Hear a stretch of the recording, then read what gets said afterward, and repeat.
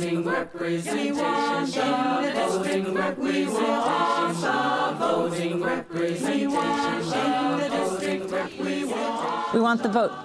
Chant by Sweet Honey in the Rock. This is democracynow.org, the War and Peace Report. I'm Amy Goodman. After months of campaigning, advertising, and election spending, candidates across the country made a last-minute push Monday night as millions of voters head to the polls today. Polls suggest Republicans could win enough seats to retake control of the House, while Democrats are expected to narrowly hold on to the Senate, but this will all depend on you today going out to the polls. Meanwhile, the 2010 election is on track to be the most expensive non-presidential contest in U.S. history.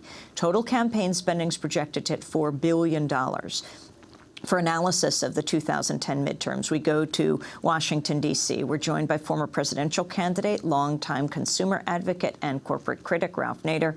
Ralph Nader, welcome to Democracy Now! Let's start on the issue of money. $4 billion. Your response? Well, after the Supreme Court decision in Citizens United in January of this year, Amy, which opened the floodgates to unlimited independent corporate money against or for candidates, the Republicans have set up, like the Democrats, these 501c4s to receive the money in secrecy.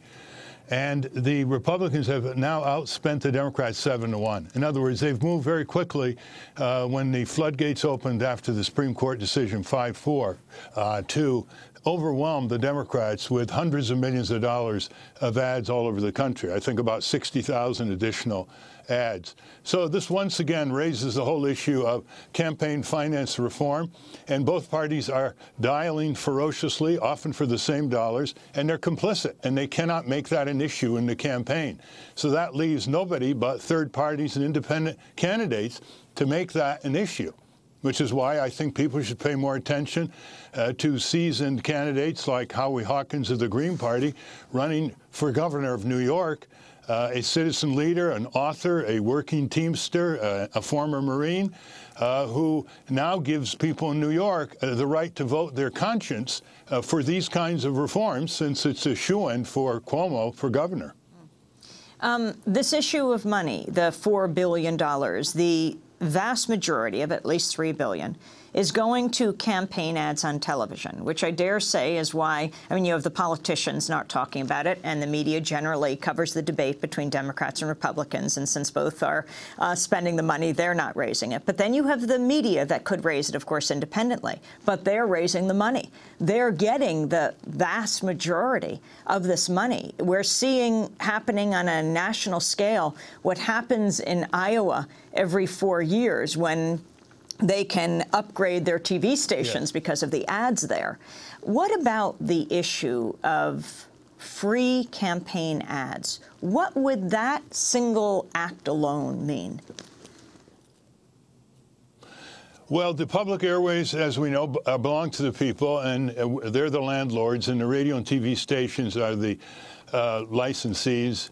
They're the tenants, so to speak. They pay no money to the FCC for their annual license, and therefore it's really quite persuasive were we to have a public policy to condition modestly the license to this enormously lucrative control of the public airways 24 hours a day by these TV and radio stations, and say, as part of the reciprocity for controlling this commons, so to speak, you have to allow a certain amount of time, free time on radio and TV for ballot-qualified candidates.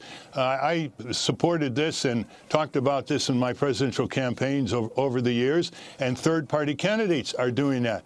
But today, as you say, the money coming into the radio and TV stations, Amy, are so massive, they completely overwhelm the profits from soap and toothpaste and hot dogs and cars. And the elections have become a commodity, a profit center for these radio and TV stations. Now, who's going to put this policy into effect? It's going to have to be the Congress. Well, good luck. The Congress is going to be completely deadlocked. If we thought it was deadlocked this year, wait until next year. If the Republicans control the House, headed by John Boehner, who is a fact-starved ideologue working on slogans, and all he knows how to say is no. And in the Senate, even in the Republican part, the libertarians who are going to bolster Senator DeMint from South Carolina will be a Trojan horse inside the Republican Party. There's not going to anything's going to happen in the next 2 years. So we ought to use that time to build a civic movement, to build a political movement that will give people more voices and choices. You have written a piece about 10 things to know about the Tea Party movement. We have put out on Facebook that you're going to be here, and lots of people wrote in to ask about the Tea Party movement. You have long been an advocate of third parties. The Tea Party movement is rising up. Your thoughts, Ralph Nader? Well, we shouldn't stereotype the Tea Partiers. First of all, they range from the libertarians who do not like undeclared wars of aggression, who do not like corporate subsidies and bailouts, who do not like the Patriot Act, who do not like lack of law and order on corporate crime, and who do want diverse candidates, easier ballot access, initiative referendum recall. It ranges from the libertarian all the way to the vigorous advocates of plutocratic corporate control of our political economy. That's why I wrote this article, which is on nader.org, called 10 Questions to the Tea Partiers, and basically it splits those who are real libertarian, genuine paleo-conservatives from the corporatists who masquerade as conservatives. And it was a big mistake for the Democrats not to try to reach out to some of those libertarians and genuine conservatives who actually agree on some of the seminal, not all, obviously, some of the seminal issues of distribution of power and constitutionalism. What about, you know, the people who go out, when you talk about your questions for the Tea Party, who carry signs like we have just been showing, and people go to our website at democracynow.org that say things like impeach the Muslim Marxist, the white supremacist strains. What about that, Ralph Nader? Well, obviously, that's part of what's called the Tea Party movement, because some people who are not accepted by some of the more reasonable Tea Party genuine conservatives, libertarians, are riding with the wave. So you see genuine racists, you see anti-Semites against Arabs and Arab Americans, against Muslims, you see people who are prejudiced against Latinos, but we should not fall prey to stereotyping the whole Tea Party effort. The big mistake Progressive made last year was when they saw the Tea Partiers emerge, they didn't create a countervailing grassroots effort, which would have gotten them quite a bit of press. But if there's just one pulse called the Tea Party among the citizenry, they're going to get enormous press. And that's why, well, let me ask half tongue-in-cheek, I thought that the Progressives should have started a coffee party. Well, let me ask you. I remember last anniversary of the invasion of Iraq, March 19th, 20th, that weekend in Washington. The Tea Party movement gathered in Washington. There were a couple of hundred Tea Party activists there. The media covered it extensively, perhaps as many journalists there as members of the Tea Party movement. But then there was also people who had come out to protest the war, and there were thousands of them. They didn't get half of the coverage of a much smaller group. So what about the issue of media coverage of the right and the far right? Yeah, you're very accurate. There were 3,000 people in Lafayette Square right opposite the White House one weekend, 3 blocks from the Washington Post, protesting the Israeli invasion of Gaza, and it didn't get a paragraph. And that's true for other peace marches as well. I think the answer to your question is twofold. One is, when the mainstream media knows that one of their networks is pushing a movement, they tend to cover it more. And of course, Fox News is like the voice of the Tea Partiers, and Karl Rove and others, Dick Armey and others, who are trying to manipulate and channel Tea Partiers into the corporatist arena. The second reason, I think, is that the Tea Partiers filled a vacuum. members of Congress go back in August 2009 for the so-called town meetings. The seats routinely are empty in these meetings. Suddenly they came in and they started stomping and shouting at the members, and that stunned the members, and they overreacted, and then some of them didn't have any more town meetings. So I think that that helped the effort as well. And I think it's quite clear that when the media knows there's big money behind any kind of grassroots movement, and there is big money, the Koch brothers, for example, and others are pouring money into what's called the Tea Party movement, they tend to cover it even more. It's just that it's like Ross Perot. When they knew he was a multi-billionaire, they covered him. I'm not a multi-billionaire, so they didn't cover me, even though my polls were pretty high to get on the presidential debates. What about David and Charles Koch?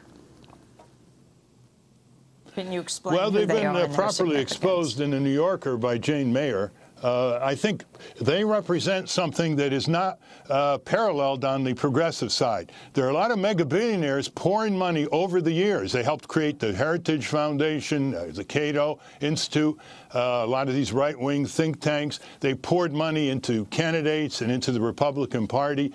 On the right-wing, corporate wing side, on the progressive side, the civic side, let's say, you don't have that kind of parallelism. George Soros, once in a while, puts some money in.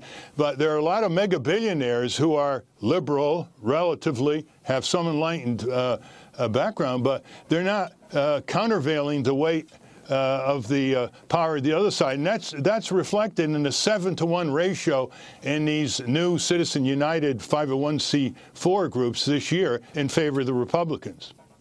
Ralph Nader, you have a piece called Doomsday for Democrats. Will they be demolished by the most craven Republican Party in history? Will they be? And yes, what do you mean by right this? now, I think if the trends bear out, Amy, well, once again, the Democrats will demonstrate to the American people they cannot defend the country against the most craven Republican Party in history. I mean, I've never seen worse Republicans. With every ounce of potential tolerance I have toward the Republicans, I can say that I have never seen crueler, more vicious, more unknowing Republicans in the Congress, with very few exceptions like Walter Jones from North Carolina.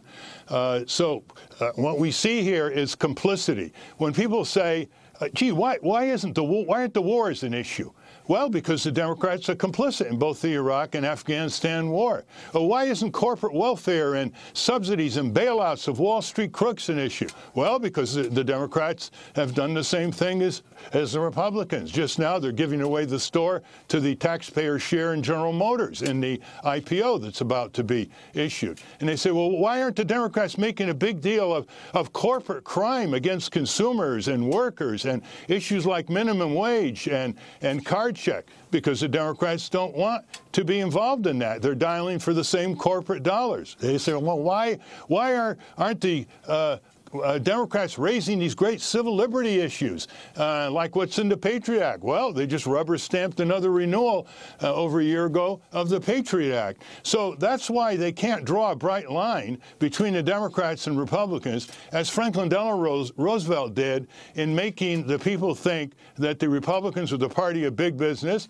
and the Democrats were the party of working people. And that worked a lot for both him and Harry Truman. Imagine what those two gentlemen would have done to today's Republican Party instead of the namby-pamby, wishy-washy, so-called phony bipartisanship of the Obama administration and his allies in Congress. Ralph Nader, I want to read from an article by Stephen Zunis, professor of politics at the University of San Francisco. It's called My Support for Ralph Nader, 10 Years Later, Lessons Learned.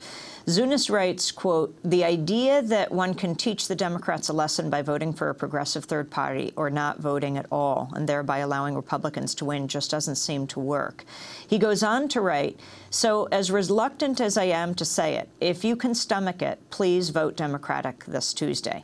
Then, even more importantly, fight like like hell to make sure they stop selling out to the militarists and the corporations. With only a few conscientious exceptions, Democratic officials have rarely led when it comes to progressive positions. They've generally had to be dragged kicking and screaming by their constituents. We were able to force many Democratic elected officials to move to the left on civil rights, Vietnam, Central America, nuclear power, women's rights, South Africa, East Timor, globalization, Iraq, gay rights, and other issues.